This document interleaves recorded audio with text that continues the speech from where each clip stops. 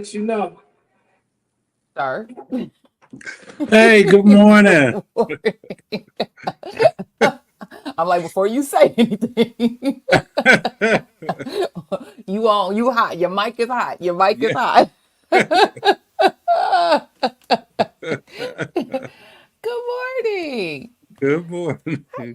How you doing? I'm great and yourself. I'm good. I've been chuckling at you all week. I couldn't wait. I can't wait to the meeting after the meeting. Yes.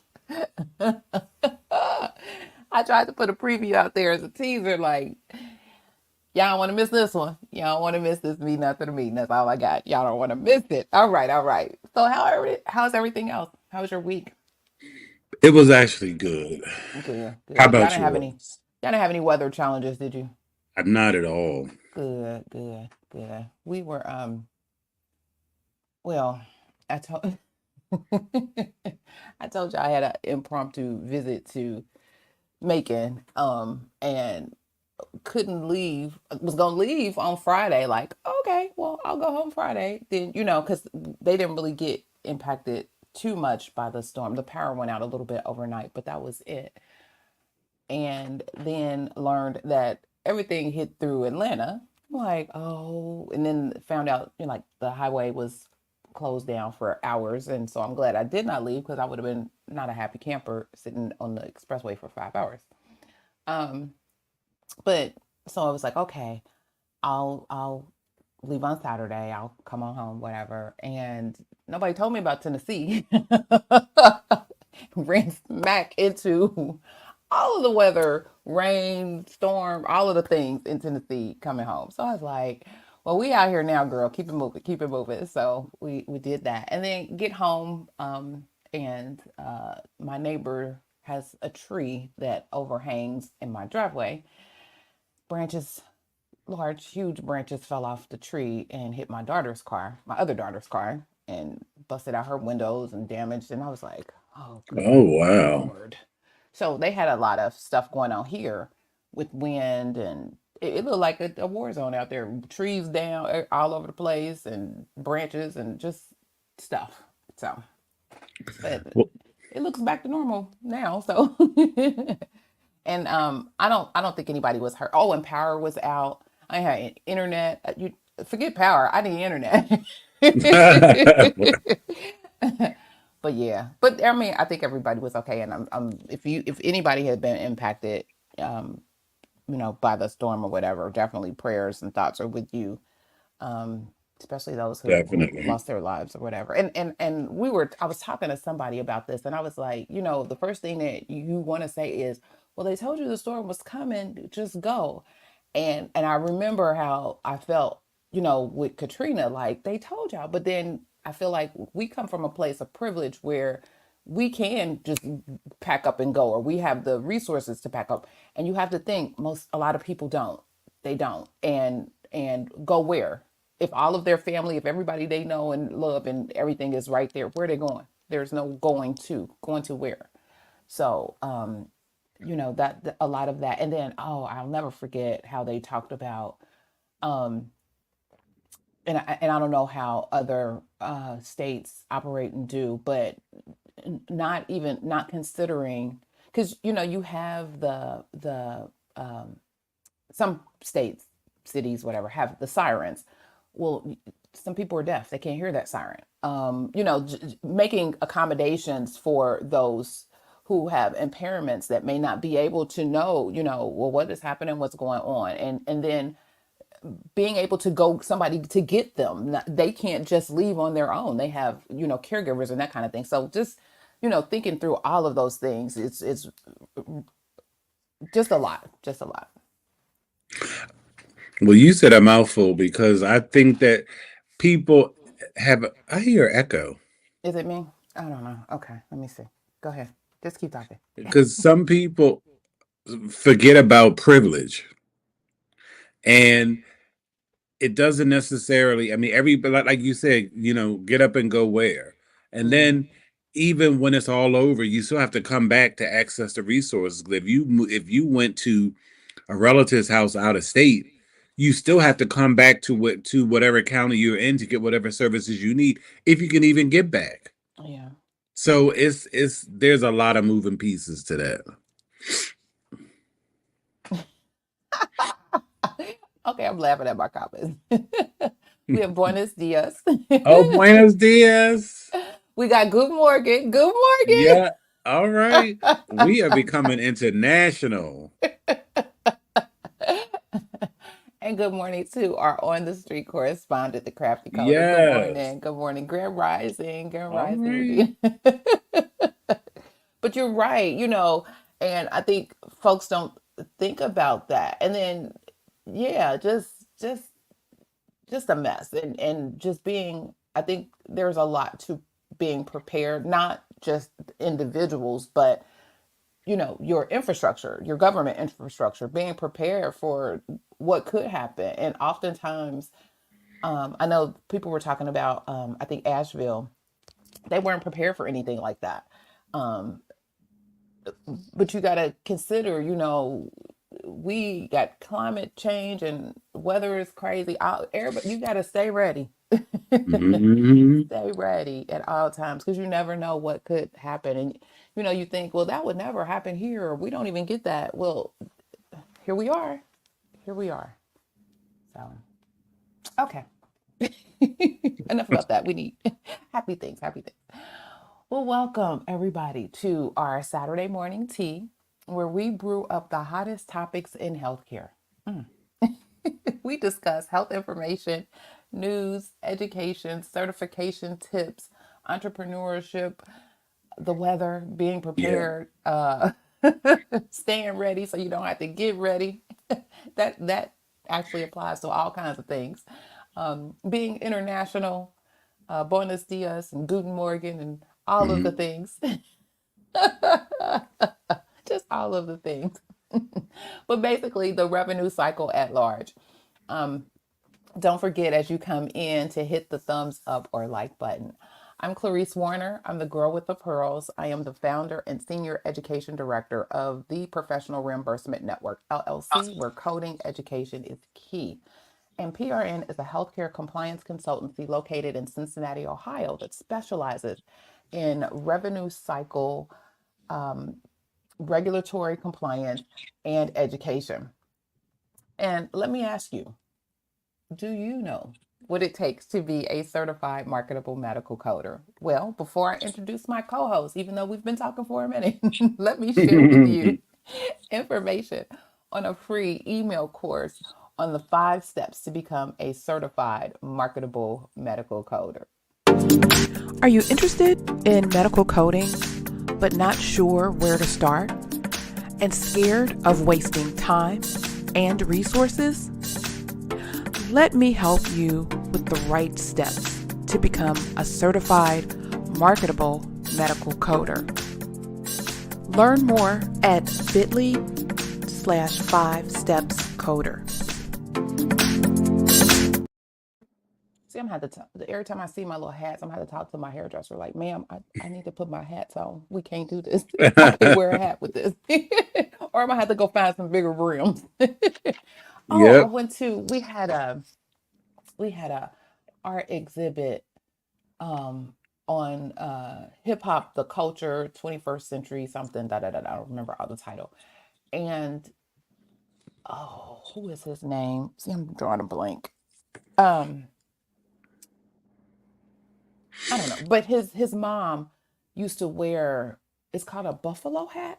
And so it had that bigger brim thing. And so he started wearing it as part of, his hip hop persona, trend, or whatever.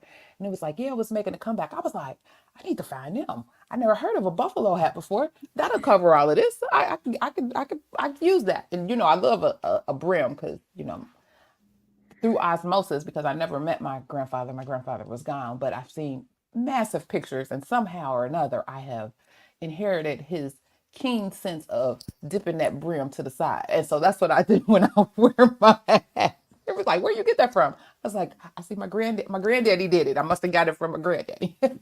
Mhm. Because he was mean with the hats. And I love my hats dipped to the side. Okay. Anyway, If you are interested in getting more information about the 5 steps to become a certified marketable medical coder, check the video description for the link. Now, joining me today is my partner in success, my co-host, Mr. Jesse, the registered trademark. Put some respect on his name. The coding nurse. Sir, introduce yourself and tell the folks all about you. Good morning, everybody. My name is Jesse. I live in Philadelphia. I have been in healthcare for a very long time. I left the bedside in 2014 and transitioned into medical coding during the pandemic. In 2020, I created a company, the Coding Nurse LLC, where I help nurses and other people in healthcare with a clinical background transition into the wonderful world of HIM. And how is that going? It's coming along. Coming It just, along. honestly, it just feels like I have the same conversation all the time. Everybody has the same questions. It's just like I'm like, I guess I answer my own question and I always say, well, when are people going to realize? And it's never. I just have to accept it and just go along with it. Which makes us valuable and employable and will always have and allows for the entrepreneurial endeavors that we encounter and all of the things because as you said, it's the same questions all the time, over and over again. Over And and over. and you accept, at least for me, I accept it easier. It's more palatable to get it from a new provider or a new person. But somebody been in the game for 30 years, really? where where you been, sweetie? What's happening? What's going on? Ain't nobody told you nothing? I don't know. Well, before we jump in, let me remind you that you can join in and add to the conversation. Like we bring the topics, we talk about the things, we add our spin in it, and we want you to add yours as well. So don't be shy.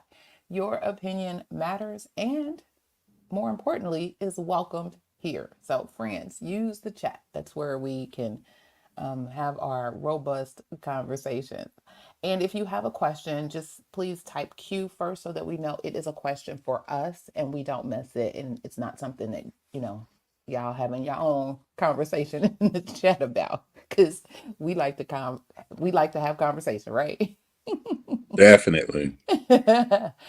So, for those who are joining us or watching the replay, today we're talking about the 2025 ICD-10 code changes and what you need to know. It was a lot going on. I said, well, wait a minute. Had I heard, have we mentioned, have we talked? Now we already 5 days in. Y'all know our HIM medical coding New Year is October 1st. So happy New Year to all. It's like Christmas. Everything is new and bright and shiny and all kinds of stuff. Even though for the past several months, folks have been trickling information and all of the things. And I thought, well, let's take a moment to dig a little deeper into what we can experience as hopefully we've already cracked open those books or checked out whatever is in our encoders and all of the things. And hopefully all of those have been updated and have all of the wonderful things that, that you need to make sure that you are capturing all of the services accurately. So, but before we get into all of that, let's have our church announcement, shall we? Shall we? Shall we? Hey, hey, hey, hey. Hey. I can just do the double clap.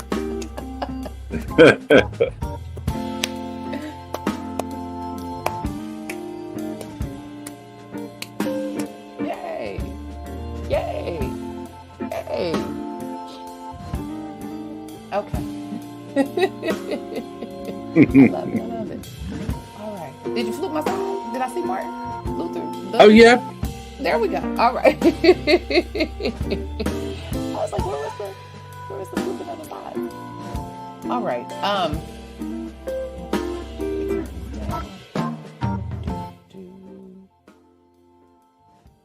Okay. So one thing, kind of in conjunction with what we're going to talk about today, is that CMS has updated their website a little bit, and so they've moved where they keep the ICD-10 code sets on their website. So if you go out to www.cms.gov, there's a new tab called coding and billing. Just plain coding and billing. Trying to make things a little easier for you, and you can go there and you will have access to the files to download to see all of the different changes. One thing is, if you go to those files and go to the tables, let me see, maybe I can show you. How about we just do that? Sharing is caring. Okay.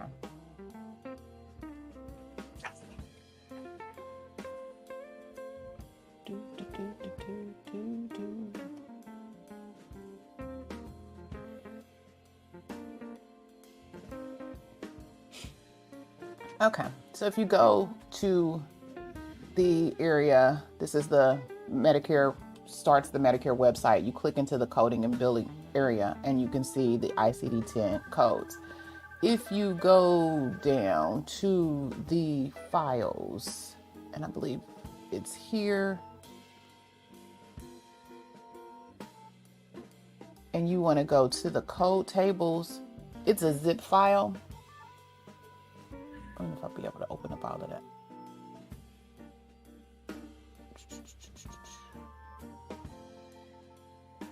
You can't see.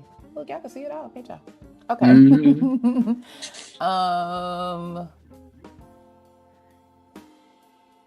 Index, neoplasm, tabular.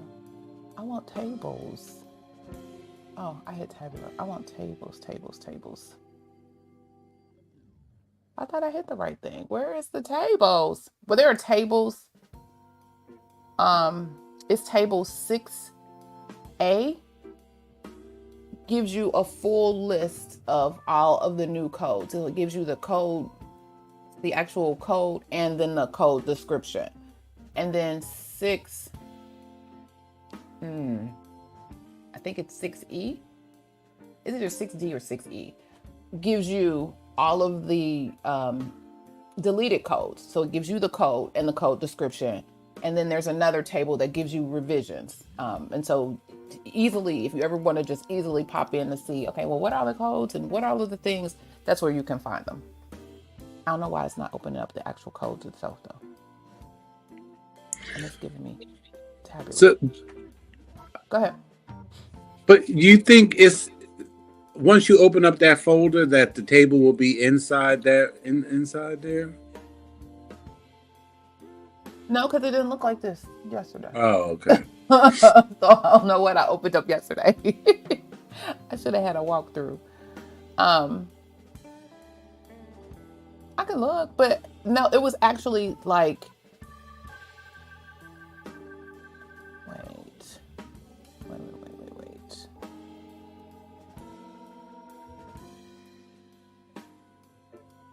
Maybe it's here. Code tables. No, that's PCS. Oh, that's PCS. No, where is it?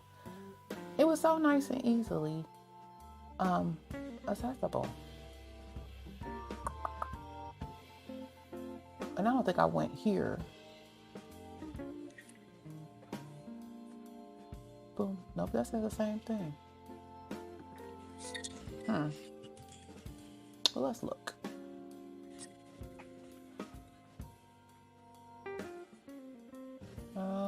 Those are indexes.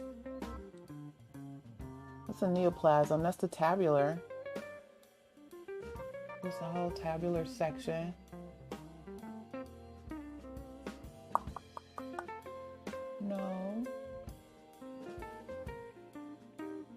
It's drugs and chemicals. No. It was a whole. Uh, is it an appendices? Addendum? I don't know. Let's look. Taking up all of my time over here in. No, I have to find it, but I had it because I pulled them off because I was gonna go through step by step and read them, the descriptions for some of the stuff, but I said no, we won't do that. Well, never mind. And it's on my other computer, not on this one. But anyway, if you, I know can't if come you to an go agreement to, behind these closed doors. The next thing that's about to happen is if you go to the Federal Register where, or go to the inpatient. That's where I went. That's where I found it too.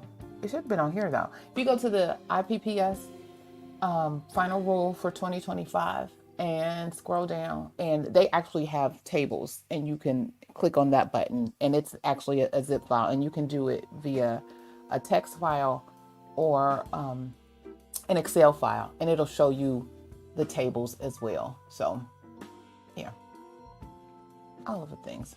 Okay. So that was one announcement. All of that just for that announcement that the CMS has a new table.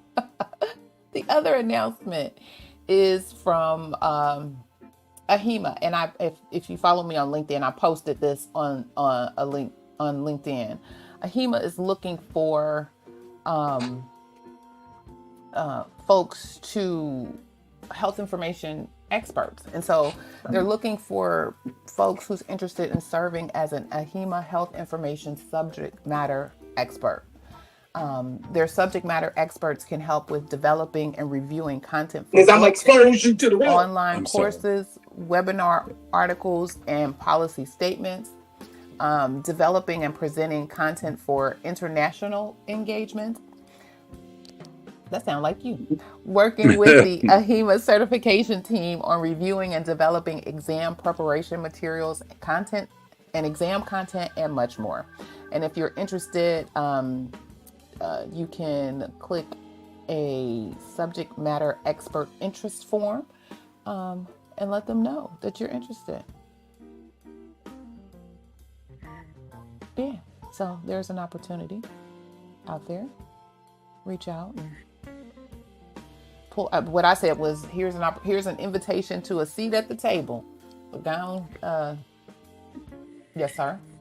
And you get CEUs for them when you do. Yes, you do. Yes, because and that's important. Because I participated. What was it? In last year.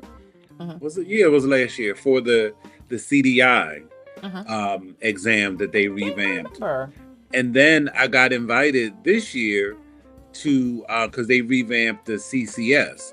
So I got invited to do the same thing for the CCS exam, but I declined because the thing is, when you participate in that process, for a year. They try like you can't mess up with the money. Exactly. This is my livelihood. This is how we get down. All right, and me personally, like, I never tell anybody to go directly to their CCS. If you don't know what you're doing, it's a really hard exam because it covers 3 major code sets. So I tell people either do the inpatient and then learn CPT, or either do CCS-P and then learn PCS, then take it. Because otherwise, I don't know anybody who has successfully done it fresh out the box. Okay. Well, Mr. Jesse, did you have any announcement? No, mine it's going to be too long, and it's for the meeting after the meeting. I told y'all, hold your horses. Oh, and so we talked, I think it was last week, or no, it wasn't last week because we didn't talk last week. The week before, or a couple of weeks before, remember the House of Delegates meeting that is coming up, and we did do a whole program around the governance structure and all of the things, the different bylaw amendments. When I tell you we had a meeting this week and another amendment has reared its head, we usually have like breakout sessions. Like, so our House of Delegates is an all day event. They pulling out the breakout sessions because they know we gonna need every 8 hours to every hour of those 8 hours to go through and back and forth. They were back and forth on the town hall meeting. So when I tell you it's going down, everybody send a prayer out to Salt Lake City when we get out there. It's going down. down. Look, are we going to need FEMA to come to Salt Lake City for disaster relief? You might, because it's going down. And you had and at this last town hall meeting was even more interesting because you had the author of some of these bylaw amendment proposals on the call. And so she was like, wait a minute, da da da da da. And yeah, so we'll talk more about all of those things in the meeting after the meeting. So we got a lot to our hour or so is going to be jam-packed with information. Well, it's going to be torn code books and lanyards all over Salt Lake City. You're like, what's stuff everywhere? This HIMA, what? Just stuff just floating in there. Yes.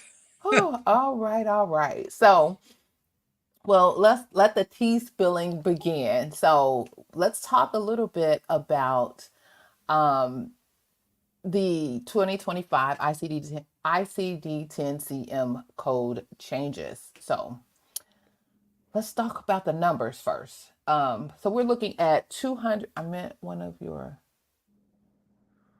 All right. Okay. Yay! Congratulations. I want to say that probably said Matt. One of your peoples at the Tri-State AHIMA conference. Her name is Tanya. I'm getting closer to meeting face to face. All right. Love it. Yeah, okay. I see you said Matt.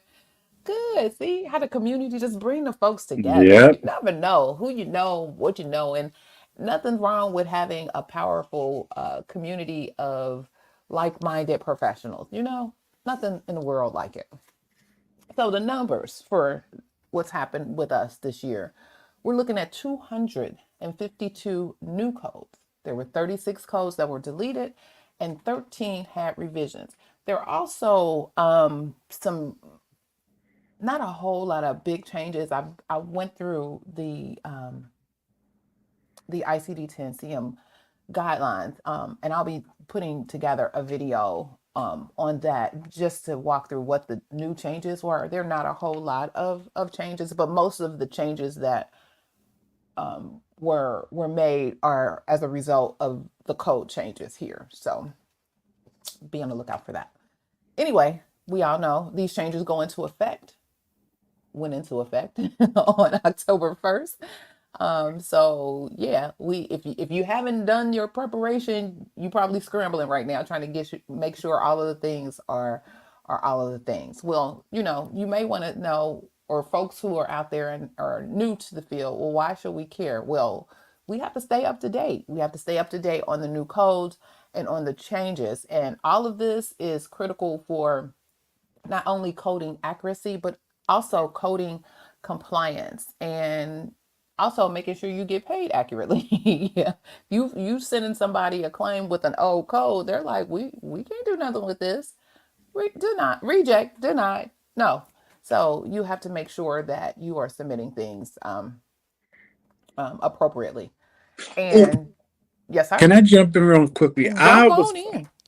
I'm in this medical billing and coding forum on Facebook, and I'm really not a Facebook person, but it just popped up. So, I'll click on it when I get that notification. I have like 99 notifications because I never look. So I saw one of this was last night. This woman had posted a screenshot of a denied claim. Mm-hmm. And the claim said that, the coding was invalid. So, what it was an outpatient encounter. Mm-hmm. The the first listed code was abdominal pain R10.9, but the person was then the code under it was a gallstone. So she was asking, what does she need to do? And I'm like, everybody was like, well, the first thing is gallstone should be the first listed um, code, not the abdominal pain, because abdominal pain would be inherent if you had a gallstone. Mm-hmm. And it's just like those are little simple things that really Mm-hmm. can tie up your revenue, and people don't know. I don't know why, But but should know. You knew where I was going. You knew where I was going. And they tell you all the time, if there is a definitive diagnosis, what are you doing? What are you doing? Okay. I don't understand. And well, that's a whole I thought about, and I may still do that too. Let me do a whole series on, let's just understand what our book is. What the conventions of the book. Like, can we get back to the basics? Like, if you understand what this means, then maybe it would well, I say that, but then I'm probably talking myself out of it because nobody wants to use a book. Everybody wants to use encoder. Well, somewhere in your encoder there should be some sort of you would notation, something. So even the app that I use an app. If I'm on the run, I use where's my app?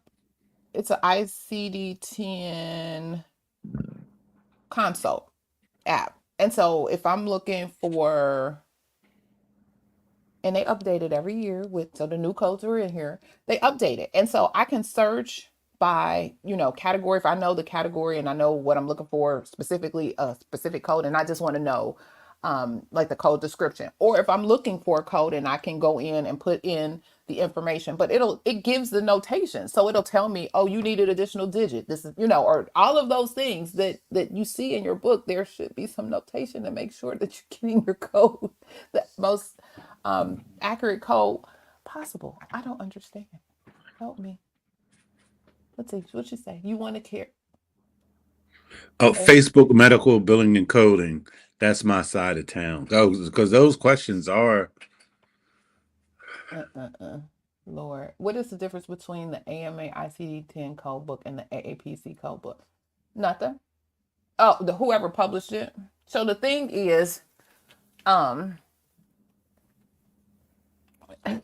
about to say, and I don't like either one of them. But anyway, the thing is, because ICD-10 is developed by the cooperating parties, it's kind of open source, if you will. So as you saw in our church announcements, they give you all of the codes, they give you the tables, they give you all of the information. So people take that and then they go out and publish their own ICD-10 books. So that's why you have so many different publishers. Most of the differences are how they arrange things. So some of them have better diagrams and have added pictures and charts and tables and better, color coding and tabs and all of the things. But the core basics of what that book should be, everybody has. Unfortunately, at least I have run into some folks that be having typos. I don't know who's editing these things, and it's a whole hot mess. I think, and nobody is paying us for this podcast. Let me just say this. But Optum is my jam. I stick tried and true. You can't go wrong with an Optum code book. Now, CPT, on the other hand, the AMA got all of that on lock. There's only AMA CPT. If somebody trying to slide you, they brought man from the fifth floor trying to slide you something that ain't even real and don't exist. Only CPT comes from the AMA. But that's why you have so many different publishers of ICD-10 book. I think AHIMA actually has an ICD-10 book too. Everybody got them. You can get them. You can get them. You can make one. Everybody got them. So that's primarily the differences in them. It's like, I love them. I love them. You're welcome. You're welcome. And yeah, the layout. And so like I know when I'm teaching in my courses, I give a recommended list of where you go, because then those are the books that I know. But every now and again, somebody comes with some other kind of book, and I'm like, well, I don't know your book, so it's your responsibility to make sure you know your book and know where things are in your book, because especially if you're preparing for examination, you have to be able to navigate your book, that book that you're bringing into your test. So make sure you know it. And then, we would get through different sections and talk about stuff. And I'll be like, well, you can reference this chart here, and they don't have that chart. Or you can reference this picture here, and they don't have that picture. And it's like, dang. And I'm like, I sent the list. When up front, I sent the list. These are the recommended things that that you should have to be You know, successful. I used when I first started, I used to do that, but I stopped that. I think like the first year. Now everybody has to use the same book because when you start going through, oh, I can't find it, and an Optum page 20 is not an AAPC page 20, so you can't say turn to page 20. It just got to be too much. Yeah. And it's for me Hmm. because it's just no. So that this way everybody's on the same page. Look, second column, come down to the middle. Look, you see this main term. Okay. Because you have to learn. You have to be taught how to use the book properly, and Exactly. that's a lot of people's frustration with these coding books. They were never taught properly how to use them Correct. because they are amazing resources. Amazing. Everything you need to know is right there in that book. And you follow up with the additional guidance. So you follow up with your coding clinic, or you follow up with the guidelines. But even the guidelines are in the book. So everything you need to know is right there in your fingertips. Especially when you're Tanika's out in practice. But even if you're sitting for the exam, but you just need to know how to, for the exam purposes, you just need to know how to reference it quickly. right. um, but yeah. Tanika's the optimist and Maybach of books for me. I Amen. agree. I agree. Amen. Amen. I sure enough agree. And if you really time it right, you can they always discount their books. They You do. don't have to pay full price. You don't. You don't. And then if you have multiple people that are ordering together, you get uh discounts that way as well. Yeah, because when I did my course earlier this year, I got like I think it was like 20% off Mm-hmm. my bulk order. Mm-hmm. Mm-hmm. Yep, yep. Great question. Great question. Yeah. Okay, so let's see. Okay, so here are some of the key changes. Oh, we're gonna run out of time. I gotta talk fast. Look, see, this is what happened when we ain't seen each other in a week. um, so in chapter two, and I guess I should have been better and put what my chapter twos are. Hold on. Chapter 2 is neoplasms. Thank you. Mhm.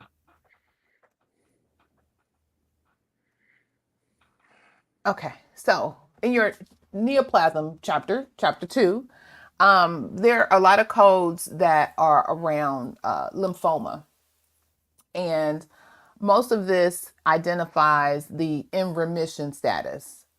And so for your oncology practices, make sure that you are dipping in and understanding what those new codes are so that you can identify them. We all know that, especially with HCC coding, um, cancer codes are a big thing, and folks are getting in trouble for not applying the appropriate codes. So make sure you check that out. Um, let's see, chapter 4, and I'm just skipping around. There are several, like I think all chapters 2, 3, 4, 5, 6, 7. No chapter 7. No chapter 8. Most of the chapters have some sort of new codes, but I'm just skipping around. here. Chapter 4, which is your endocrine, nutritional, and metabolic diseases. Y'all know what lives there. Diabetes lives there.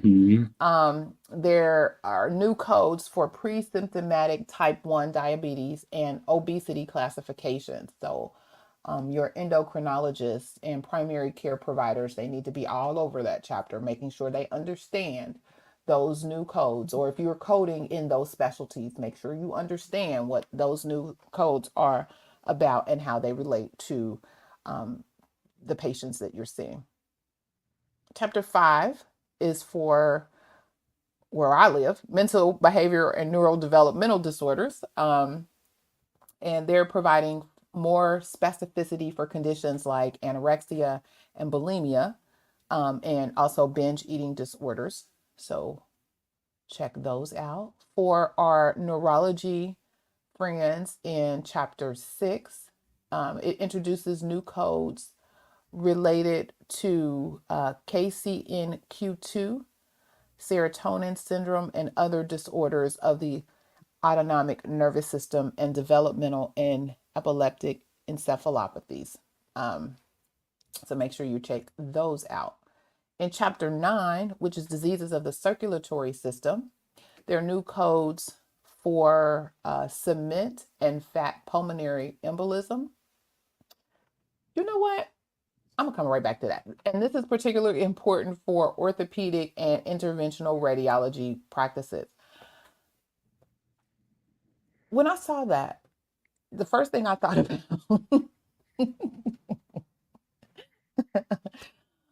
were these BBLs and the stuff that people are injecting in their bodies that could potentially break off and go throughout the body. And I think we talked about all these embolisms that people are getting, and that hit me like wait a minute. So we getting stuff transferred here, transferred there. That was the first thing that I thought about, for real. Like people putting stuff here, putting stuff there. Hopefully going to a qualified, board certified, whomever practitioner to do all of this. But if not, you just going out to the people, and it's a lot of folks going out to the people because, we like stuff on sale. And they putting all kinds of stuff in folks' bodies. Like, oh my God, this could be where some of this stuff is coming from. Absolutely. That was the first thing I thought about. Okay. Chapter 10. Chapter 10. Wait a minute. She said not the smelly BBL. Ma'am. And then go ahead. Did anybody hear about the man that just got arrested in Atlanta for pretending to be a dentist and was doing veneers? It was this week he got arrested, earlier this week. I want to say Thursday. All I can think about, who showed my youngest child. Now, first of all, let me just tell y'all, I love T.I. T.I. is one of my favorites. Everything about him. I love me. Now, I love me some T.I. But anyway, y'all know his son got these veneers that are huge. Like, they take over his whole mouth. And he looks like the WB little frog thing with them veneers. And so people are allowing people to shave their teeth down to little bitty nubs to put these huge teeth on. Right. He probably did T.I.'s son, because he was doing celebrity veneers too. He probably did T.I.'s son because they were horrible. Horrible. Yes. They said it was on Instagram post. Wait a minute, let me go. It was an Instagram post where they were talking. Oh, this was something else. Sorry. Now back to your person. And taught a team of people who also did them too. So he teaching folks. He's becoming an educator. Oh goodness. He was giving classes. Didn't have license at first. Oh my God. Yes, that's what they was getting their little teeth down to. Yes, T.I. son teeth is ridiculous. It is. And he was even capping on his son. That's where I saw it, because T.I. was just going in on his son on the fly. Like they were doing a talk show, and I don't know who they were talking to, and they was just getting him, and I was in tears, like, woo, child. But why didn't he just go where his father got his? Because T.I.'s veneers look very good. Very good. I don't know, but you know how kids try to do whatever. And again, they trying to do something on sale. They think it's cheaper, and it was it. That's not Was that it? you Is it can't cheaper if you can't close your mouth? If your stuff is all, I don't you, understand. you can't skim. I don't want to look like Mr. Ed about the mouth. Oh, he said he never. Wait a minute. But he never said he was a dentist. He marketed himself as a veneer specialist. But you still have to be a dentist to do that. Wait a minute. Did y'all watch the movie ATL? See, this is why y'all, all of my hoodness is coming out. So, dude, his friend, he was a specialist. He was over there, but he was doing the gold veneers. But he was over there mixing up the stuff in the barbershop and doing. Yeah, Tanika, all of my stuff coming out. He was over there mixing the stuff up and putting it on people's teeth, and they was coming out like, yeah, he didn't even have a high school diploma. Oh my God. Oh my God. Mm-mm-mm. Okay.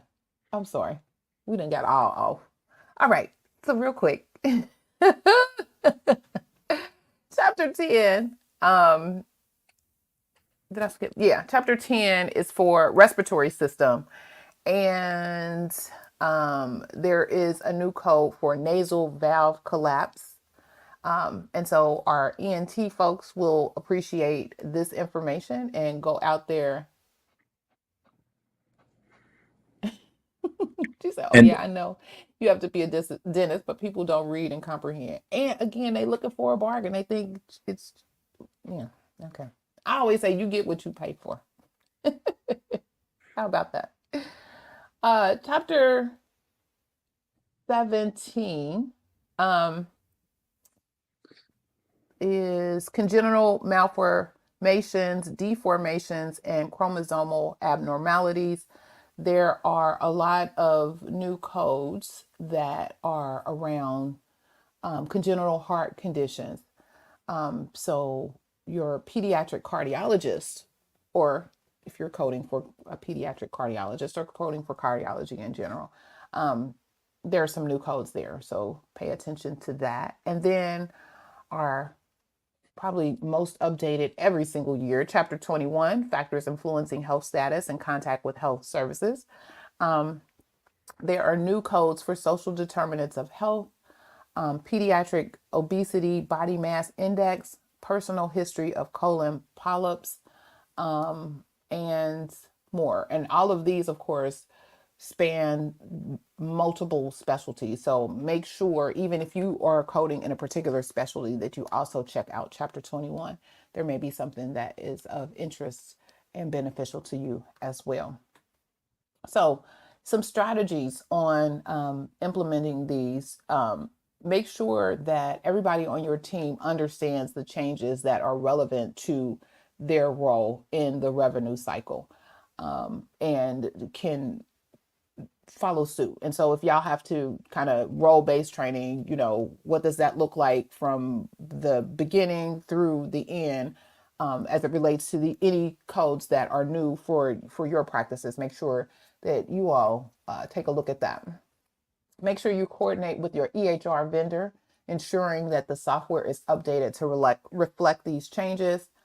Also, communicate with your payers, check for any new documentation requirements or coverage changes. Medicare will put their information out on coverage changes as it relates to, or CMS in general, as it relates to these things. But then, the other payers, third-party payers, may have additional coverage guidance. And so peep those, make sure somebody is out there looking at their websites to determine or to see if there's anything that may change as it relates to these new codes. And then monitor claim denials.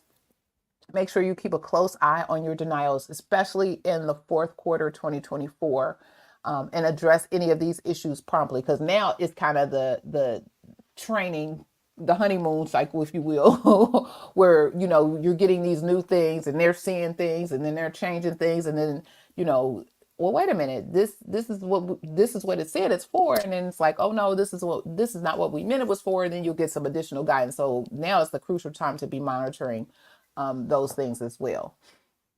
And again, remember, these changes aren't just about compliance, but they are about improving the specificity and accuracy of medical coding. And of course, this leads to better data, because remember, coding is, while all we normally focus on is the reimbursement, but it's also, you know, the statistical piece related to medical coding as well. So better data, which again how contributes to improved patient care. All right. So love to hear from you guys. What are your thoughts? How are these changes, or will these changes affect your specific medical specialty? And then what strategies are you implementing, or did you implement, to prepare for the October 1st deadline? And for those who've been through ICD-10 updates before, have you experienced any challenges? Do you have any tried and true strategies or techniques that you all use in your offices or practices that may help someone else? And then if you did experience some challenges, especially on the denials, and how did you overcome them? So as you think about those or think through those, feel free to have those conversations in the chat. Now, my only question is, let's just say next year, because I've always used a book. So when you go, let's just say you're auditing and you have to audit a claim from this past June. Now, from the last I heard, when you use encoders, like once they update, they're updated. Like you can't go back. So you have to have a book to audit. Is that still true? You should always have that book. You should always have, and you should have, where my books go back, you should have at least 5 years of books. As far as they can go back, I think 5 to 6 years was the sweet spot. You should have at least that many sets of books, because you coded that based on the guidance in that particular year. And so you should have that.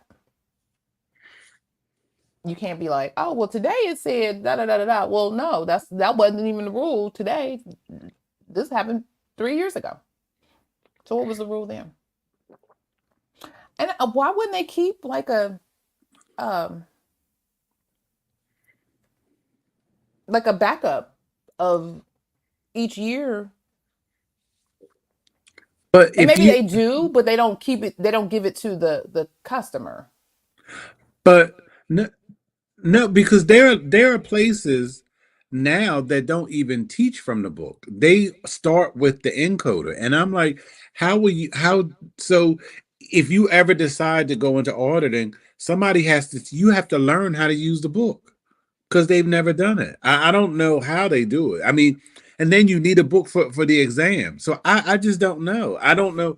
Like there's always been too much of a reliance on. I've never liked encoders, because if you don't go down the right path, you're just all screwed up. You might as well just look it up in a book. I don't either. And you know, some of those suggested codes don't fit the bill, and folks are trying to, oh, well, it said to go, but what did your documentation say? There's nothing to support you following this path. So stop. Stop. Yeah. So I don't know. Correct. Yeah. Well, you know that, I mean, I'm going back. What did she say? Denials and rejections. I sent an email to my provider this morning with a list of updated eating disorder, updated codes. She sees a lot of those patients. And so that makes you a reference and a resource for them. No, if the code is deleted, it will tell you it's deleted. Correct. But you got to go find out what that code was. If it's something from before that they're, to Mr. Jesse's point, auditing you on, because it won't be in your current book or current information. And at some point, they stop telling you this stuff is deleted. And ICD-10 anyway. CPT will always have a it's deleted, usually. In the same place at KC. First year with updates. Okay. But yeah, I always keep the books. I be holding on like, you can't have them. You can't have them. Because I need to see. I would be lost without a book. I need to see. Show me where it said so and so and so, and y'all sitting here relying on AI to help you solve this case without AI. AI ain't seen this case. They don't know nothing about this. I cannot tell you how many times when I was doing inpatient CDI, even when I had coders who called themselves trying to give me the guideline to support what they were saying, like, I'm like, that's wrong. No. That's not even what it says.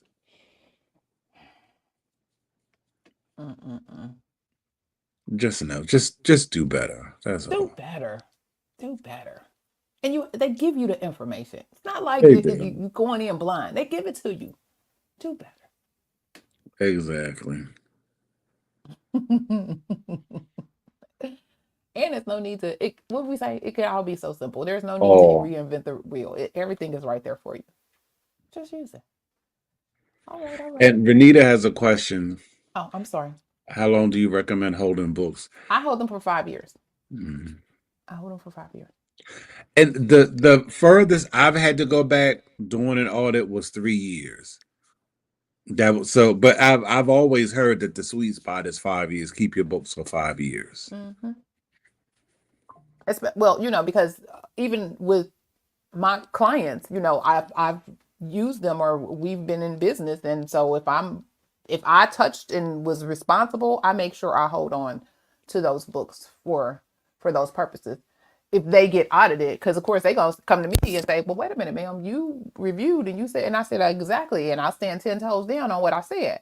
However, let me show them the guidance that was based on what I had available to me at that time. Now, Crafty Coder, I see what you're saying, but that's a business expense. You should be writing that off anyway. Amen.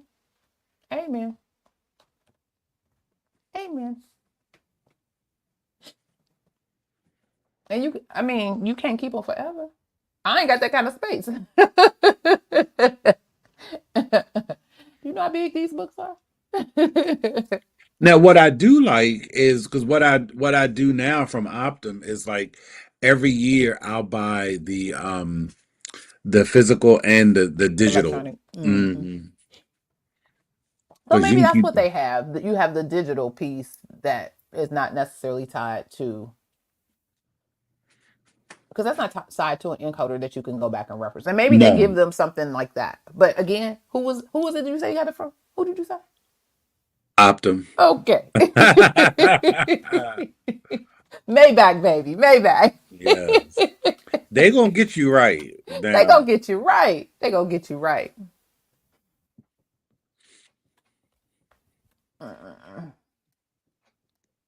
Girl, do you have stock in these people? Because you always talking about them. I use both Codify and Book. Codify has a tab that you can pick this year. Right now, it goes back to 2018. Okay, well, that's good. The digital is nice. Oh, I do write it off. Okay. All right. Well, we are close to the top of the hour. And as we wrap up, I want to remind everyone that staying informed is key. It is key. The CMS website is a great resource for the full list of changes. Even though I couldn't find the table, I'll put it. I'll look for it when we in the meeting, after the meeting, and put it out there. Because I literally, because I was going to print it off. I was using it for another project, and I was going to print it off, but it would only let me print one page, and I was like, no. So I needed to go in and make it a PDF.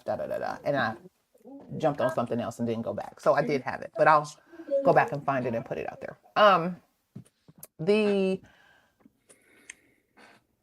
Also don't forget to check out the updated ICD-10 CM official guidelines for coding and reporting. And again, I said I was going to put a video out there. I'm going to work on that this weekend. That is on my to-do list, just to let you know what the changes are for that. Well. This has been good. This has been good. Absolutely. This has been good.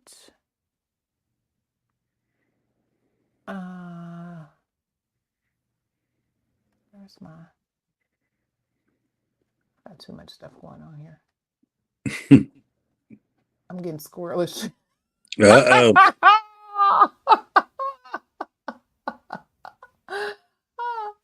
I love it. Is this the right one? Yeah, this is the right one. Okay. Well, before we go, did I put this out here? Yes. All right. So are you thirsty for fresh perspectives on the healthcare revenue cycle? By becoming one of the tea sippers, you'll join a community of sharp minds who savor the complexities of the healthcare revenue cycle. Why sip alone when you can steep in knowledge together? Come, let's spill the tea on industry insights. Here's what you can expect as a valued member of the Tea Sippers. Exclusive healthcare insights, gain access to in-depth articles, webinars, and resources covering the latest healthcare trends, compliance updates, and revenue cycle best practices, as well as entrepreneurial information. Early access. Be the first to receive expert insights and guides, ensuring you stay ahead in the ever-evolving healthcare industry. Personalized support. Enjoy direct access to our team of experts for guidance on medical coding, compliance issues, and revenue cycle management. We're here to answer your questions and support your professional growth. And then my favorite, community connections. Join a private community of healthcare professionals where you can network, share experiences, and collaborate on finding solutions to common challenges. Oh, I'm reading this, crafty coder. So by supporting us, you're not only advancing your healthcare knowledge and career, but also contributing to the success of the Professional Reimbursement Network, LLC, a resource that empowers healthcare professionals like you to thrive in their roles, goals, and dreams. So thank you for considering becoming a member of the Tea Sippers. Check out the link in the description of the video. Your support means the world to us, and we look forward to helping you excel in the world of health information and healthcare revenue cycle. All right. Well, was the tea spilled today? Absolutely. All kinds of tea. Tea on people trying to be dentists and not, and just all kinds of stuff. Yep. Now, make sure you put your teacups in the chat. If the tea was spilled, put your teacups in the chat. Before we sign off, I've got a special request for all you amazing viewers out there. If you found this episode helpful, then don't keep it to yourself. Share the knowledge with your colleagues by hitting that share button. And why not subscribe to our channel while you're at it, if you're not already a subscriber? That way, you'll never miss a drop of our health information, compliance, revenue cycle, entrepreneurship, and medical coding tea. So you got thoughts or questions or experiences you want to share about these ICD-10 changes? Well, we'll love to hear from you. So drop a comment below and let's keep this conversation brewing, shall we?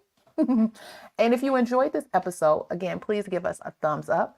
It helps more healthcare professionals find our content. And also, as always, check out the Coding Nurse channel on YouTube.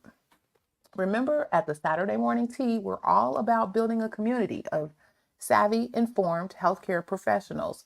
So again, like, share, subscribe, and comment. Let's grow this community together. Mr. Jesse, did you have any final comments? No. I see the tea. Okay. Well, this has been a great session today. See you tea sippers over in the next room at 10:15 a.m. Eastern Standard Time. I promise y'all, you won't be disappointed. I feel it in my spirit. You will not. And remember, be safe, be kind, and don't wish for it, work for it. Until next time, take care. See you all later.